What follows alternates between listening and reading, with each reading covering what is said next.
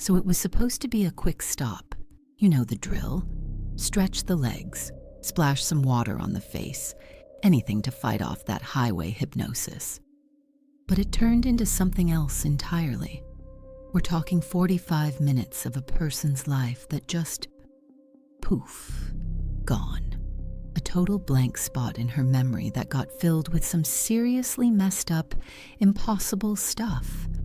The last thing she remembered before everything went black was being completely paralyzed in her driver's seat, while these tall, shadowy things moved outside her windows. One of them touched the glass with its impossibly long fingers. Then the high-pitched whine started, and her vision tunneled to nothing. 45 minutes later, she woke up with strange geometric marks burned into her skin and no idea how they got there. Welcome to Lady E's Dark Tales. I'm Mistress Moan. That woman's name is Yuki Nakamura, and what happened to her at that California rest stop defies every logical explanation she'd built her life around. And now you're about to hear exactly how a skeptic's worst nightmare became her reality. All right, so Yuki is basically the human equivalent of a spreadsheet. Her entire life is about schedules, data points, and things that make sense. She's a logistics coordinator, which is corporate speak for being a professional organizer. She's all about stuff you can analyze and explain. Even her hobbies are like that. She's into forensic mystery podcasts and the Fermi paradox. She's endlessly curious about the unexplained, but always from a safe, theoretical distance. A skeptic, but a curious one. Like, I'll believe in aliens when they're filing their taxes. The night this all went down was Halloween, 2024. She was on a long solo drive down Interstate 5, heading from a conference in Seattle to her company's main office in San Francisco. And that drive is a beast, just a monotonous blur of headlights and road signs. By the time she was deep in Northern California, her last gas station coffee had completely given up. The dashboard cast this sad green glow, a tiny island of light in a massive ocean of pitch-black nothing. The road was humming a lullaby, and her eyelids felt like they were made of actual lead. She knew she had to pull over. You don't play chicken with fatigue on a road like I-5. And since she's Miss Meticulous, who keeps travel journals and documents everything, her plan was simple. Hit the next rest stop, walk around, maybe do some lame jumping jacks, and get back on the road. A logical solution to a common problem. Nothing in her organized, predictable world could have prepared her for what was about to happen. And get this, she was literally thinking about a podcast she'd heard on strange disappearances on lonely highways.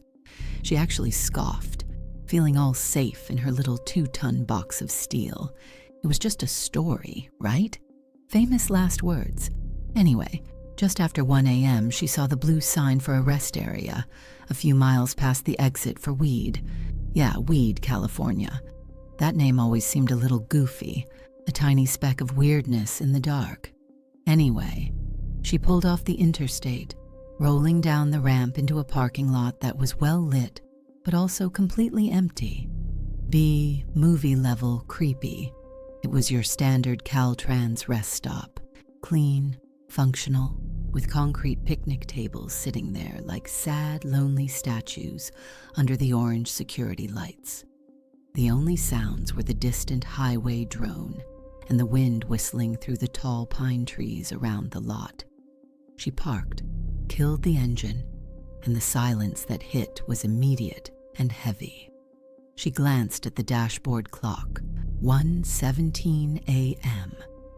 She made a mental note, just a force of habit from her job, where every little detail matters. She stepped out into the crisp night air, which smelled like pine and dirt. It was cold. She pulled her jacket tighter, watching her breath fog up in front of her. As she stretched her arms up, she caught a flicker of movement at the edge of her vision, over by the super dense tree line. She snapped her head around, but there was nothing. Just pure, impenetrable black forest. She tried to just write it off. A deer, probably. Or maybe her tired eyes were just glitching. But some primal alarm bell had been rung in her head. That feeling of being totally alone, which was comforting a minute ago, now felt like a giant "you are here" target on her back. A sudden, bizarre chill, way colder than the actual night air, just washed over her. That was her cue. Fresh air time was officially over. She walked back to her car, her footsteps echoing way too loudly in the dead quiet. She pulled the driver's side door open, and the little dome light flickered on, lighting up the car. As she started to slide in, she saw a reflection in the window. But it wasn't her reflection. It was something standing right behind her, its shape all warped by the curve of the glass. Her blood went ice cold. It was tall, like impossibly tall and thin. The head was big and bald, with two huge black almond-shaped eyes that seemed to just vacuum up all the light around them. In that one horrible second, her brain connected the dots. Her fascination with the Fermi paradox, all those stories about alien lore, it all slammed into one terrifying thought. This is real. They're real. This is happening to me. A jolt of pure adrenaline shot through her. She didn't scream. She didn't even breathe. She threw herself into the driver's seat and slammed the door, mashing the lock button like it was a video game cheat code. Her heart was trying to beat its way out of her chest. She looked frantically toward the trees, and that's when she saw them. Plural. There wasn't just one. There were 3 of them, and they weren't exactly solid. They looked like columns of shadow, and their outlines were flickering, like some kind of high-tech camouflage was on the fritz. They moved with this creepy, synchronized grace, gliding over the pavement without making a sound. They weren't walking. They were flowing, their long limbs moving with this unnatural smoothness. They fanned out, starting to approach her car from different directions. Her analytical mind, the part of her that runs on logic, was just blue screening. It was searching for an explanation and coming up with nothing but static and pure animal terror. Her keys were right there in the ignition. All she had to do was turn them, but her hands were completely useless. Her fingers felt like big, dumb sausages. She was screaming at herself in her head, "Move, just start the car and drive." But she was totally frozen. Then the feeling started. It began in her feet and crawled up her legs, a wave of cold electric numbness. It wasn't just that she couldn't move. It felt like her muscles were being clamped down by some invisible force. She'd read about sleep paralysis, but this wasn't sleep. Her eyes were wide open. She was terrifyingly awake. The figures were closer now. They moved without any rush, their confidence just adding a whole new layer of horror. One of them stopped right outside her driver's side window. The dome light had gone out, but in the dim orange glow of the rest stop, she could see its face. There was no emotion at all, just a cold, analytical vibe. The skin was ashen gray, and the eyes, those giant black eyes, were like mirrors, and in them she could see a tiny twisted reflection of her own horrified face. Slowly, a long skinny hand, with maybe 3 or 4 fingers, rose and touched the glass. There was no sound, but she felt it. A vibration went through the window, through the car, and deep into her bones. A high-pitched, piercing whine started in her ears, getting louder and louder until it felt like her skull was going to crack. A crushing pressure built up right behind her eyes. Her vision started to tunnel. The edges of the world went dark, and the only thing left was that face, those eyes. She was trying to fight, to hold on to consciousness, to burn every single detail into her brain. The last thing she saw before the darkness completely took over was the green glow of her dashboard clock. It read 1:18 a.m. and then nothing.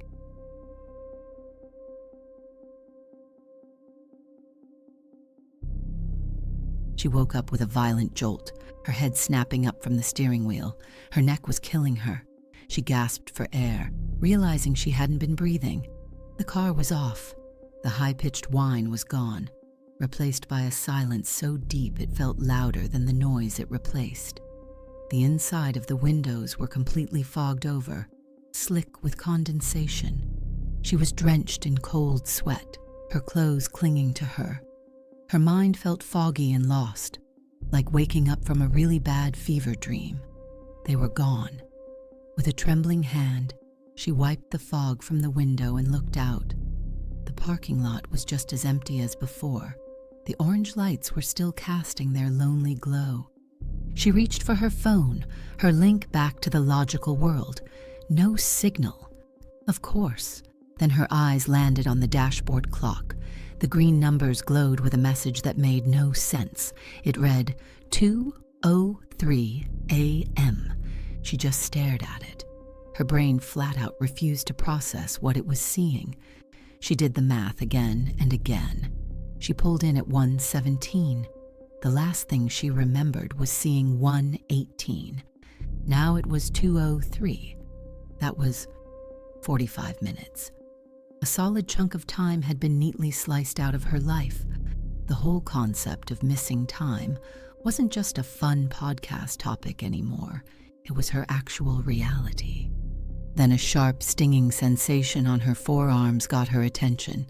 She pushed up the sleeves of her jacket, and there, on the pale skin of both of her arms, were marks. They weren't scratches or bruises. They were a series of precise geometric patterns, tiny red dots arranged in perfect triangles, slightly raised, almost like they were freshly branded. They didn't hurt, but seeing them, seeing that impossible clinical precision on her own body, was the most violating feeling she had ever known. She didn't wait another second. The paralysis was gone, replaced by a frantic, desperate need to just run. Her hands were shaking so badly it took her 2 tries to turn the key. The engine roared to life, shattering the silence. She didn't check her mirrors. She didn't look back at the trees. She slammed the car into drive and peeled out of that rest stop, spraying gravel as her tires hit the on-ramp. She drove for hours, basically just chasing the sunrise. But even when the sky started to lighten up, painting the mountains in shades of purple and orange, the cold dread wouldn't leave. The world felt flimsy, like a stage set that could be ripped away at any second, revealing a silent, watching darkness behind it. In the days that followed, the marks on her arms slowly faded until they were completely gone. She checked her phone obsessively. The camera roll had a dozen new files from that night, all time-stamped within that missing 45-minute window. But every single one was corrupted, just blurred, messed up images of light and shadow, completely unreadable. The experience broke something in her. It shattered her reliance on the neat, orderly world she'd built for herself. There are no data points for what she saw.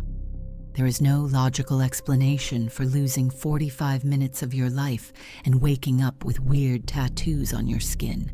She spent months replaying every second of that night, trying to make sense of the void. What happened to her in her car during that missing time? What did they want? She's haunted by the memory of those silent, gliding figures and their cold, empty eyes. She can't drive at night anymore without her heart pounding in her chest. Every dark tree line on the side of the road feels like a threat. Her name is Yuki Nakamura, and she's a logistics coordinator who has run into a variable that can't be logged, a package that was never meant to be delivered. Well, that's how the story ends. 45 minutes of her life are just gone. replaced by a memory of impossible figures and some bizarre dot matrix printing on her skin, and all she's left with is the question, what the hell happened at that rest stop? Tell me, have you ever experienced missing time? Have you ever seen something on a lonely road that you just couldn't explain away? Let me know in the comments below. And if stories that blur the line between terrestrial logic and cosmic horror intrigue you, don't forget to subscribe. And remember, some rest stops aren't just places to catch your breath. They're places where something else catches you.